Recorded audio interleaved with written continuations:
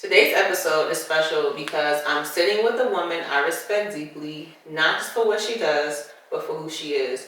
Courtney is a mother, a career woman, and someone who has learned how to carry so much while trying to hold it all together. And I know so many of you are going to see yourself in her story. Hi, Courtney.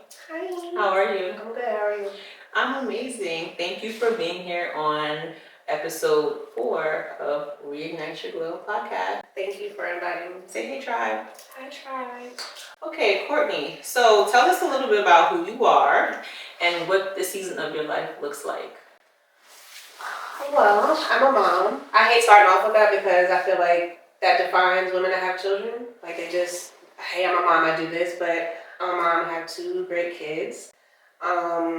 I am in law enforcement in DC, as you know. I don't know. What is that? I'm in law enforcement in DC. And this current season that I'm in, I like to think of it as like the end of like transforming into, I don't fucking know. Transforming into, all right, so how about this? What has motherhood taught you so far? Like what has balancing your professional career, your personal life, and motherhood, what has that taught you so far?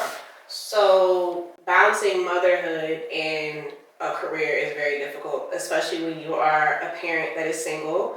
I think that it's taught me to be patient, more patient, and to give myself grace because it's a lot of hard work involved on both sides. And it's also taught me that I have to be more accepting of help, even though if I don't want it, I'm more open to accepting help now. Okay, what does that look like, accepting help? Like from one single mother to the next, what does help look like? Because I know, like, for me personally, I'm very protective over my children. Mm-hmm. And so I'm very particular on who I have watch them. I have, like, so many rules. And somebody might be like, what the fuck? I don't know how to watch these kids or these damn rules. So it's just like, what does accepting help look like in this season?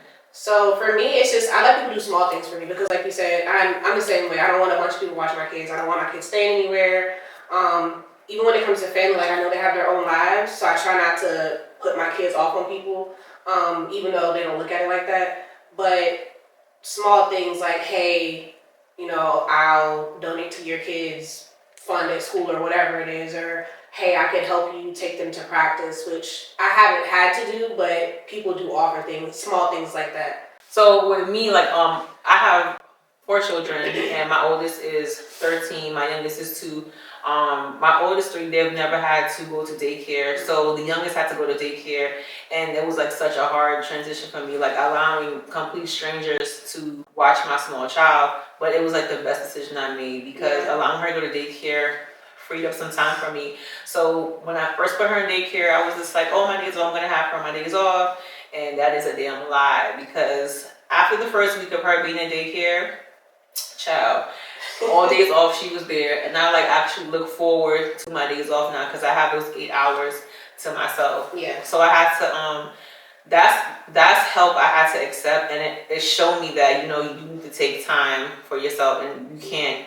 Not that you can't, because we tend to try to do everything, but it's just like, it's nice to have a break. Yeah, absolutely. I feel the same way. I'm grateful for before and after care, now that the kids are older, but daycare is so helpful, especially just to have a little bit, even if it's an hour to yourself, to do whatever you need to do for you. And I feel like that's important when we're talking about like reigniting our glow. It can be something so small as having an hour of not having to talk to a child or to do something for someone else. So I do agree with you on that side. Yeah, I think it's important. So I want to talk about mom guilt because I've struggled with mom guilt for most of my children's lifespan. It's just up until now when I started therapy. I started therapy in 2020, and I am an advocate for therapy. So through therapy, I learned that mom guilt is actually a thing. And so for me, I used to not want to leave the house when the kids are there. Yep. And then when I would leave the house, I would be in a rush to get back in. But now I cherish those moments. Like I know now, like what I'll do is I'll find moments where I just go get the car wash and I'll take the long route to get the car wash. I'll play my favorite music. I'll be in a car that's like in my zone. Yeah. And not feeling guilty. I used to rush my workouts because I would try to get back home. So my question to you is, how do you feel about mom guilt, and how do you combat mom guilt? I feel like I've struggled more with mom guilt, more specifically when I got divorced, because I felt like they were already dealing with enough and I shouldn't be away from them. I shouldn't go on a trip. I shouldn't do these things that are for me. But since then, I've also gone to therapy, and I feel like mom guilt is like the product of feeling like you have to do everything. You have to do everything. You have to be there for everyone.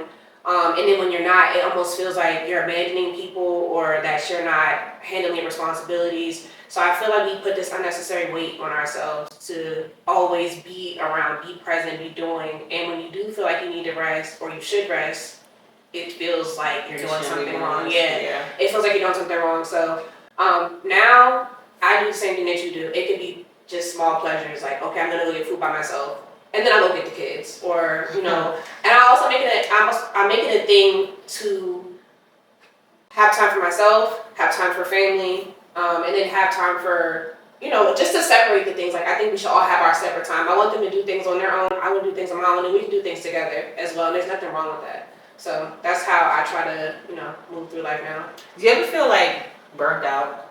Absolutely. Yeah. Absolutely.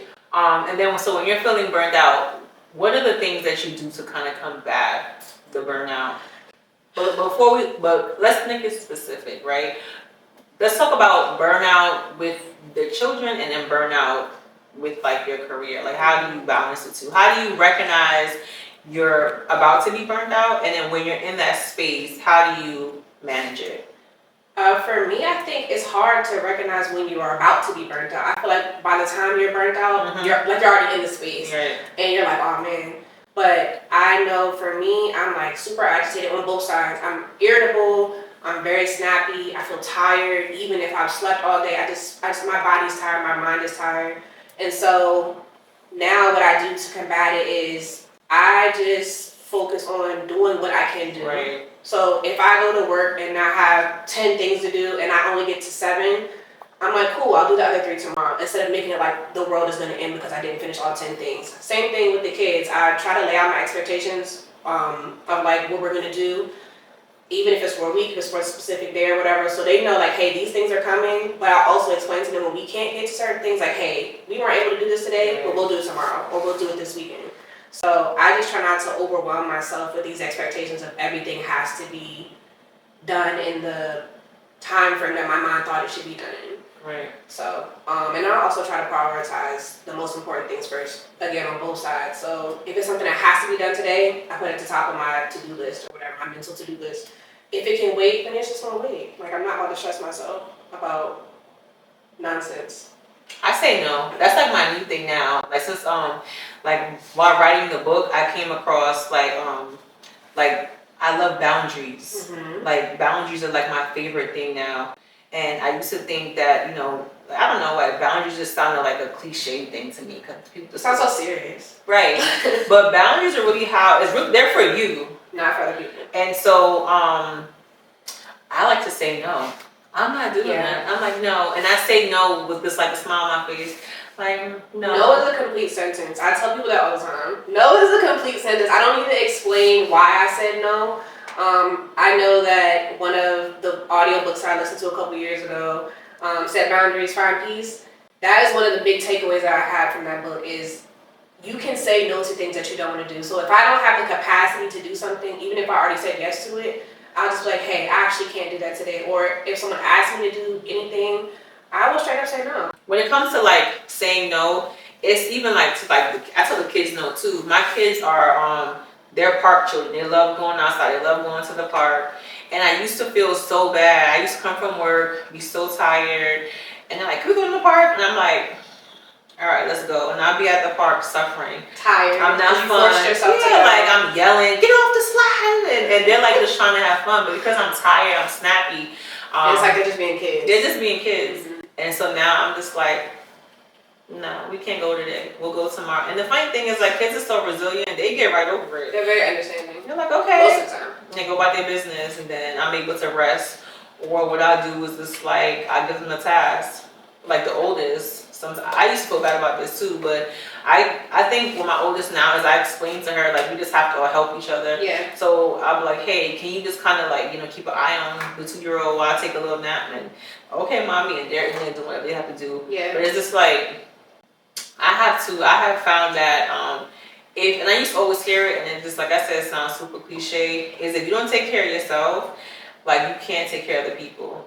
So, like, legitimately, like, I found that I really cannot function if my tank is on E. Yeah. Like, I'm no fun. And it's just not healthy either. Like, overall, for your body to be, like, overwhelmed and stressed, because, and it kind of like bleeds off onto other people too. Unknowing, like you just said, like, you might become irritable, and it's super small things or things that normally wouldn't bother you. So, it's all bad. It's all bad for your body too. It's all bad for your body. Okay, this is a little off topic, but as a single mother, you say you had 2, right? Mm-hmm. A single mother. What's your dating life like? Lord, are you allowing this? Because we're talking about reigniting your glow, right? So Yeah. so I think that's a part of No, coming into yourself, right? I think companionship in certain seasons are important. Yeah. So how do you balance being and then when I say single mother, right? I'm talking about. Okay, how do I want to say this? It doesn't sound So this is the way that I look at it. Okay. I am a parent who is single. I'm the only parent in my household. Got it. Okay. Because their dad is around. He is also a parent who is single. We're just not together. Right. So that's the way I look at it. Perfect. Took the words out of my mouth. So dating life, I will say in the beginning when I first became single, it was difficult because I think, coming out of a marriage and having been in a relationship so long, the dating game changed completely. And then I changed because I'm older. I have a different perspective on life. Like, I've been married, I have kids now. So I was having a difficult time navigating dating for probably like 2 or 3 years. And so I would, date people that I thought I liked, and I'm really just like, well, I actually don't like that they do this. I don't like that they talk about these things, or that this is what they're interested in. It's very weird. And even then, I had tried the dating apps. It was trash. It was a mess. But now, coming into year 5 of being single, I'm actually enjoying dating. It's fun. I think it's important to find people that you're compatible with. I think it's important to find people that will take your kids into consideration. When I say consideration, I don't mean someone that's going to help you take care of your kids, because when you start dating, obviously you might not be thinking that far ahead. You have to get to know people first. So when I say take your kids into consideration, it might be a day that you don't have the capacity for that person either to be a partner to them. And they understand. Right. Yeah. I also think that it's important for them to have an understanding of what co-parenting looks like, because everyone doesn't have an experience in, dealing with a partner who has to co-parent. Right. Because that plays a big factor in dating. But I think over time, I've kind of gotten the hang of it. I've matured mentally. My kids are getting older, so that helps as well. But I'm still protective over who I have around me. Absolutely. I don't have a lot of people around my kids. I don't introduce them to people. Uncle Joe, Uncle Tim. Yeah, we're not doing that. We're not playing that around here. So, but now I'm enjoying it, and I think it's important for your kids to see you have a partner, and I'm not just a man or a woman, have a partner who pours into you, because when they're taking care of you, that's also helping you take care of your kids. Right. So that's kind of my little rundown for dating. Do you think it's important? So I know a lot of women in this community, they struggle with deciding whether sometimes they're in relationships where they're not really happy, they're not fulfilled, and they want to leave, they have children, they want to leave, but they're staying because in their mind it's best to stay, keep the household together. Do you think it's more important for your children to see you happy, or to see you just in a household with the other parent? I think that healthy relationships are important for children to see. However, when you're unhappy, even if you're pretending that you are, or you're pretending just so you can stay a family unit, kids are so smart. Mm-hmm. Kids can see it. Kids can feel the energy. Yeah. And it's almost like you're lying to your kids, but I think in the long run, it's very detrimental to your children to stay in a space where it's just not a healthy relationship. Right. Because that also affects the way that they grow. So I feel like people should make decisions based off of, they should make decisions based specifically off of how they feel emotionally. I actually agree. I think that it is better. I think it's healthier for your children to see you in a loving, nurturing environment as opposed to seeing you in an environment with, okay, yeah, mom's with dad, but they're always fighting. Mm-hmm. They're not affectionate. They don't sleep in the same bed. Yeah. Kids see all of that stuff. And I think what happens as they get older, they then mimic the same behavior. Mm-hmm. They find a partner who they're just tolerating. Yes. Like it feels normal for them. Yeah, it is normal for them. It's what they see every day. Yeah. So kids are gonna do what they see, not what they hear. So you're telling them, make sure you find someone that you love, but then it's like what they saw every day was that. Exactly. So me personally, at this big age, I think it's more important for children to see you thriving in a happy, healthy situation as opposed to you being in a household and it's toxic. Yeah. I think that does more damage than you raising a child by yourself. I agree. I think one of the big things too is that people have to understand that they're responsible for their happiness. Yeah. It shouldn't be on your partner, right? So you may not be in a relationship that you're happy in, but it's on you. Like you have the onus of making yourself happy, and so you should in turn find a partner who supplements, like who adds to, not the person that all right, let's talk about that. I always hear that, but what does that really mean, right? Because you hear that all the time. I hear it all the time. It's just like you have to kind of have your own happiness. But what does that really look like? To me, it looks like if you are in a partnership with someone, I can like the things that I like. Mm-hmm. You can like the things that you like. And we can like things together, and they don't have to be aligned. Mm-hmm. And I think people get so wrapped up in trying to be what their partner wants them to be, or what they think their partner wants them to be. They don't even understand like what they like, or what they don't like, or things that they normally wouldn't do. I think that's actually weird. Now that I'm older, I know like when I was like young, like when I was younger, I could see. I don't want to say myself because I've never really subscribed to that programming. Like, oh, let me watch football because you like football. Yeah. I've never done that, but I have seen that. I think that's actually weird. It is weird, but people do it because they want to appease their partner. But I feel like it's kind of like a setup because then like what kind of life you gonna live? Where did y'all get married? So it's just like I met you, right? You told me you like pickleball. Yeah. Because I like pickleball. Now I'm gonna take you every Saturday. You're like, and then now you fucking every time you at the pickleball convention, you're mad. I'm like, girl, I bet you like pickleball. Pickleball convention is crazy. So I think that's like the next level to like people pleasing. It's just like I don't know, maybe because I'm like older and now more evolved, but I'm cool with that. You can have fun at pickleball on Saturday, and I'll see you when you get back. Yeah. Okay. We'll link back up tonight. Yeah, that's weird. I think it's definitely important to define your own happiness. Mm-hmm. Does that kind of translate to like if you're having a bad day? Because sometimes this happens, right? If my partner comes in and they're having a bad day, they're in a bad mood, and I'm like, what's wrong with you? And they're like, oh, I'm mad. Yeah. I think it's. I'm not gonna say it's human nature because people do it. I used to do it as well. Like, oh, I have an attitude now because you have an attitude. When I asked you why you had an attitude, it's like, bro, what are we doing?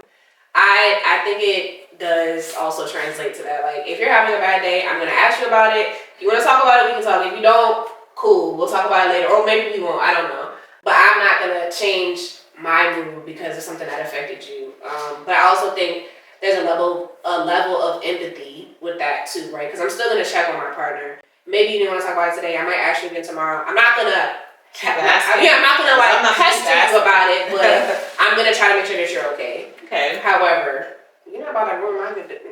I had a good day today. And so I know earlier in the conversation you spoke, you touched very briefly, you said that you are divorced. What did that look like for you? Getting married, committing to a person, and then end up having a divorce. Did you feel like during that time, like you've lost yourself? Where are you now in your growth and development? During my time when I got married, did I feel like I lost myself, or when I got divorced? Just during that period, because I know I've been in a long relationship, and this was a part of my healing process. When I wrote this book, I spoke about, how I lost myself in my relationship. Yeah. And it's so easy to lose yourself because I think as women, we're nurturers and we want to take care of everyone in our household. And sometimes, like, it's almost to a fault. Yeah, so sometimes. I'll make sure that everyone is okay, everyone is happy, everyone is fed, everyone's everything. And then I'm like, what the fuck? I took no time for myself. What did I do for myself today? Exactly. I think that to answer both sides of it, then when I was married, I do feel like I lost myself in the marriage, but I attribute that to me being young, right? So not only was I trying to figure out motherhood, so I have a brand new baby, I'm getting married, we're purchasing property, and all those things were happening at the same time. It's very difficult to see how quickly things are transpiring until you're out of it. And I think for me, it took me like several years after to realize, like, wow, all these things happen together, and I didn't have a chance as a person to even grow before I became someone's mom. I became someone's wife. I became a homeowner. I got promoted at my job. I was like, yo, when did this happen? It's like a whirlwind of things. It's like a whirlwind, and then when the dust settles, you're like, yo, I don't even know what I like. Or who am I? Who am I? That was the biggest question. And so when we started this conversation, and I said I don't want to start by saying, oh, I'm a mom. I feel like especially when you first become a parent, that's the only thing you talk about. Like, oh, I have 3 kids, I have 2 kids. Yeah, it becomes your identity. It becomes your identity. Yes. And I think that mothers especially should not identify as moms, but when you're talking about who you are, you should talk about you as a person. Like who you are. You're not only a mother, you're not only a wife, you're not like, who are you? Who's Courtney? Who is Courtney? Wait, you don't even I'm sorry. Okay, yes. I'm sorry. But to answer your question about the divorce, I do feel like it was now like everything fell apart, right? It almost feels like failure to not have a successful relationship, and then it also feels like a failure to your kids because it's like I couldn't provide a 2-parent household for you.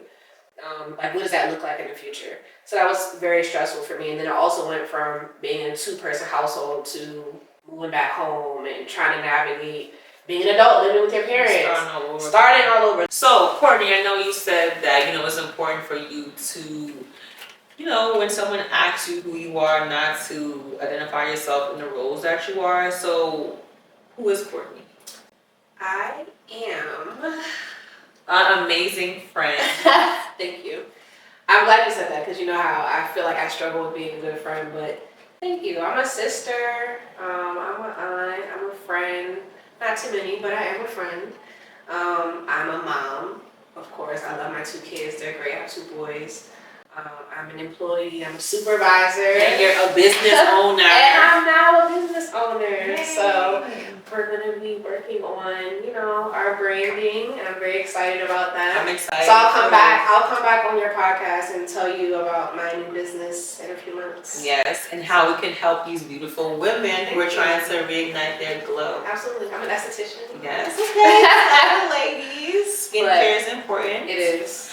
It was actually a pleasure having you. So before we wrap it up, what would you tell the women who are listening who may be struggling with being newly divorced or struggling with finding balance as a mom, as a career professional? What is something general that you would tell a woman listening today? Something in general would be take time to do a self-assessment and try not to operate in a space of survival all the time. Go to therapy. Yes, that's a big one. If you don't like a therapist, try a new one. Find another one. I think it's very important. And I would definitely say, even if you can't ask for help, try to take help in small doses if you can. It's very helpful. It helps to take the load off. And don't be afraid to say no. Say no. It's a complete sentence. Don't be afraid to say no without giving extra reasons. And just try to make time for yourself. Like, you can't pour into other people if there's nothing left in you. So those are my little tidbits that I would say in general to anyone that's struggling.